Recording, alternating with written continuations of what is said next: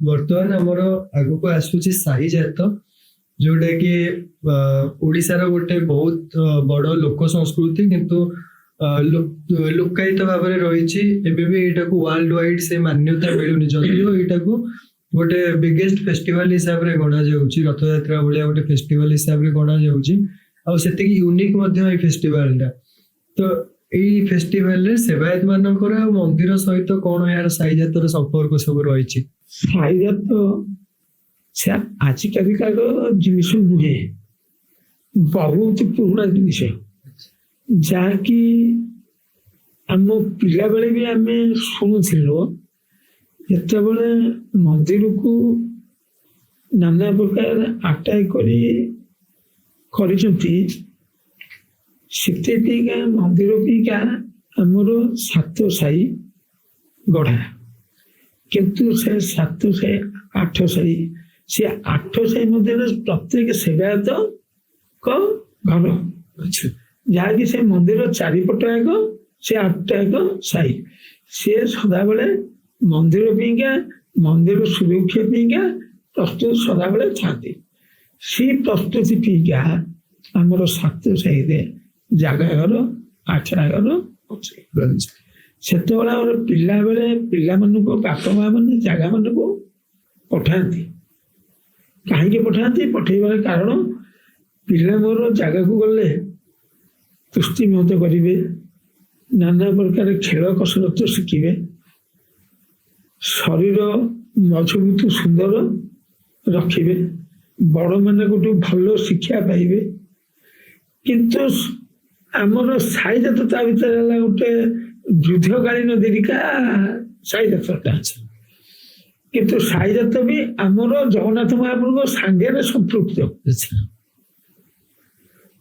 ସେ ସବୁ ଠିକ ରହିଲେ ଯେତେବେଳେ କିଏ ଆମ ମନ୍ଦିରକୁ ଆକ୍ରମଣ କଲେ ତାଙ୍କ ସାଙ୍ଗେ ଲଢ଼ି ପାରିବେ, ଏଇ ହିସାବରେ ଥାଏ। ସାହିଜାତଟା ଆରମ୍ଭ ହୁଏ ପ୍ରକୃତରେ ମାନେ କୋଉ ଦିନ ଆରମ୍ଭ ହୁଏ, କୋଉ ଦିନରେ ସରେ? ସାହିଜାତ ଆମର ଜଗନ୍ନାଥ ମହାପ୍ରଭୁଙ୍କ ପାଖରେ ସମସ୍ତ ପ୍ରକାରର ନୀତି ହୁଏ। ଏ ସାହିଜାତଟା ହେଲା ରାମ ଜନ୍ମ ଠାରୁ ରାବଣ ମରିବା ପର୍ଯ୍ୟନ୍ତ ମହାପ୍ରଭୁଙ୍କର ସମସ୍ତ ନୀତି କରାଯାଏ। ରାମ ଜନ୍ମ ହେବେ, ସେ ସାହିଜାତର ପ୍ରଥମ ଦିନ ସେ ରାମ ଜନ୍ମ ହେଲେ। ତାପରେ ରାମ ବନକୁ ଯିବେ, ସେ ଦ୍ୱିତୀୟ ନୀତି। ତାପରେ ରାମ ବିବାହ, ତାପରେ ଆସିଗଲା ସାହିଜାତର ପ୍ରକୃତ ମଜା। ପ୍ରଥମେ ଗୋଟେ ନାକ କାନ ବାହାରିବ। ନାକ କାନ ମାନେ ରାମ ଯେତେବେଳେ ରାମ ବନବାସକୁ ଯାଇଥିବେ, ସେତେବେଳେ ଖରଭୂଷଣ ରାକ୍ଷସକୁ ମାରିଦେବେ। ଯେତେବେଳେ ସେ ଭାଙ୍ଗିଲେ, ସବୁ ଯଜ୍ଞ କୁଣ୍ଡ ହେରିକା ସାଧୁ ମାନଙ୍କର ଭାଙ୍ଗନ୍ତି, ସେଠି ଯାଇକିରି ତାକୁ ମାରିଛନ୍ତି। ତାପରେ ପରଶୁରାମ ଜିନିଷଟା କଣ? ପରଶୁରାମ ପର୍ବତ ଉପରେ ତପସ୍ୟା କରୁଛନ୍ତି। ଆମେ ଜାଣିଛୁ ଯେ 7 ଚିରଞ୍ଜୀବୀ ଭିତରେ ପରଶୁରାମ ରହିଛନ୍ତି, କିନ୍ତୁ ତପସ୍ୟା କରୁଛନ୍ତି। ସେଇ ସମୟରେ ରାମ ଶିବଧନୁ ଭାଙ୍ଗି ସୀତାଙ୍କୁ ନେଇ ଘରକୁ ଯାଉଛନ୍ତି। ଯେତେବେଳେ ବାଜା ବଜେଇ ଯାଉଛନ୍ତି, ସେତେବେଳେ ପରଶୁରାମଙ୍କ କାନରେ ପଡିଛି ସେ ବାଜାର ଆବାଜ। ସିଏ ତ ଏ ବାଜା କିଏ ବଜେଇଲା? ଇଏ ତ ରଜା ବ୍ୟତୀତ ଆଉ କିଏ ନୁହଁ। ତାହେଲେ କୁ ରଜା? ମୁଁ ତ ରାଜାକୁ 21 ଥର ରଜା ବୋଲି ରଖିଦେଇନି। ସେ ଦଶରଥ ଗୋଟାକୁ ଛାଡ଼ିଥିଲି, ମାନିନଥିଲି, କିନ୍ତୁ ସେଇ ତାରିକି ଇଆ ବୋଲି ରାଗିକିରି ସେଠୁ ଉଠିକିରି ରାମକୁ ଖୋଜିଛନ୍ତି। ସେଇଠି ହେଲା ଆମର ପରଶୁରାମ ବାହାରିବା। ପରଶୁରାମ ନୀତି ମହାପ୍ରଭୁ ସେଠି ରାମକୁ ଖୋଜିଛନ୍ତି। ସେଇଠି ପରଶୁରାମ ବାହାରିକିରି ସେ ବୀର ରୂପରେ ଆମର ହରଚଣ୍ଡୀ, ସେଇଠୁ ସେ ପରଶୁରାମ ବାହାରେ।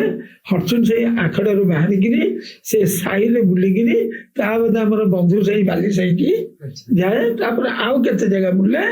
ଏମିତି ସେ ବାହାରିକିରି ତାର ଇଏଟା ହେଲା ଯେ ସେ ରାମକୁ ଖୋଜୁଛି। ସେଇ ଖୋଜିବାଟା କ'ଣ ହୁଏ ନା ଆମର ସାଇ ଯାତ୍ରା, ସାଇରୁ ବାହାରେ, ସାଇରେ କିଛି ଜାଗା ତା ପ୍ରଦର୍ଶନ କରି ତା ନାଚ ପ୍ରଦର୍ଶନ କରି ବୁଲେ।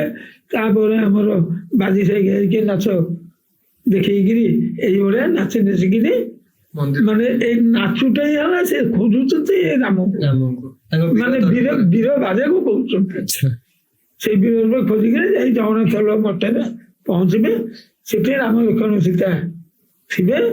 ଇଏ ସେଠି ଯାଇକିରି ରାମକୁ କହିବେ ଏକ ଛତ୍ରୀ ପରଶୁରାମ, ଯାହାର ଗୋଟା ପରଶୁରାମ, ବୀରବର ପରଶୁରାମ, ମୁଁ ତ ରାମ, ତୁ କି ରାମ? ଏଇଟା ପରଶୁରାମଙ୍କର ଡାଇଲଗ। ତୁ କି ରାମ?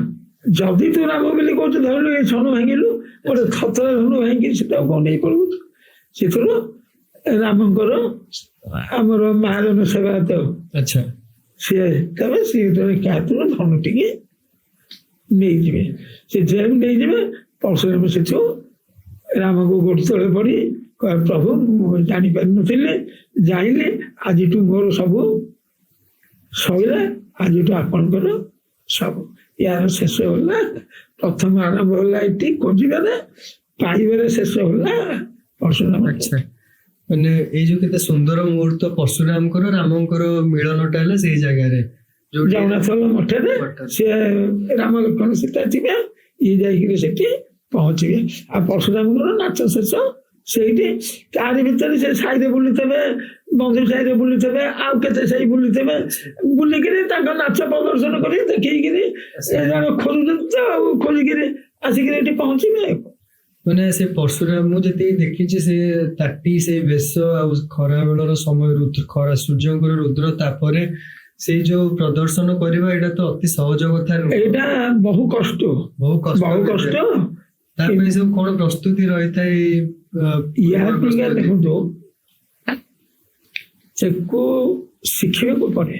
ଆଚ୍ଛା ଏ ନାଚ, ଏ ପରିଶ୍ରମ ଦେଖ, ଗୋଟେ ସାଧାରଣ କଥା।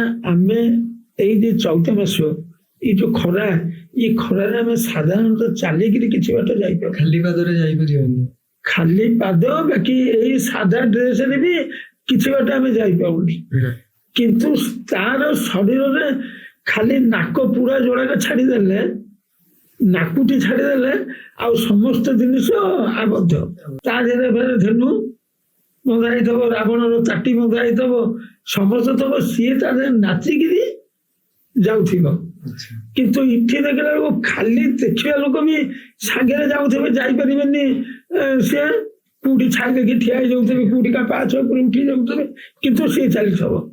କିନ୍ତୁ ଏଇଟା ଯିଏ ବନ୍ଧାଏ ସେ ବହୁତ କଷ୍ଟ, ବହୁତ ପରିଶ୍ରମ କରିଥାଏ। ଆଉ ତାପରେ ବି ଭଗବାନଙ୍କର ଆଶୀର୍ବାଦ ନିଶ୍ଚିନ୍ତ ଏଠାରେ ଦରକାର। ବିନା ଭଗବାନଙ୍କ ଆଶୀର୍ବାଦ ନହେଲେ ଲୋକ କରିପାରିବନି। ଆପଣ ତ 4 ଥର ବନ୍ଦେଇଛନ୍ତି ପରଶୁରାମ, ତା ପାଇଁ ଆପଣଙ୍କର ସବୁ କଣ ପ୍ରସ୍ତୁତି ଥିଲା? ଆପଣ ଯୋଉ ଟାଇମରେ ପରଶୁରାମ ବନ୍ଧଉଥିଲେ? ଦେଖନ୍ତୁ, ଏଇଟା ହେଲା ପରିଶ୍ରମର କଥା। ଆଚ୍ଛା এইটা যে ଜଣେ ପରଶୁରାମ ବନ୍ଧଉଛ, ଜଣେ ଗୁରୁ, ସିଏ କହୁଛେ ପରିଶ୍ରମ ଯାହାର ପରଶୁରାମ ତାର। ଆମେ ଶୁଣିଛୁ ଜଣେ ବିପିନି ଗୋଛିଗାର ବୋଲି ଜଣେ, ସିଏ ବିପିନି ପତ୍ରୀ ପରଶୁରାମ ବନ୍ଧାନ୍ତି।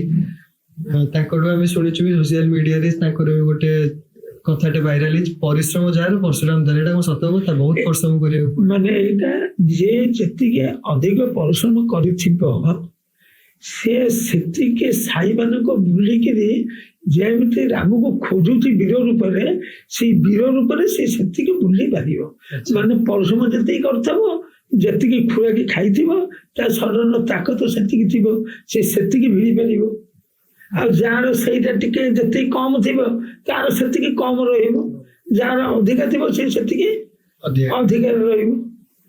ତ ଏ ଥିଲା ପରଶୁରାମର ଯୋଉ ବୀର ଦର୍ପ ନାଚର କାହାଣୀ ଥିଲା।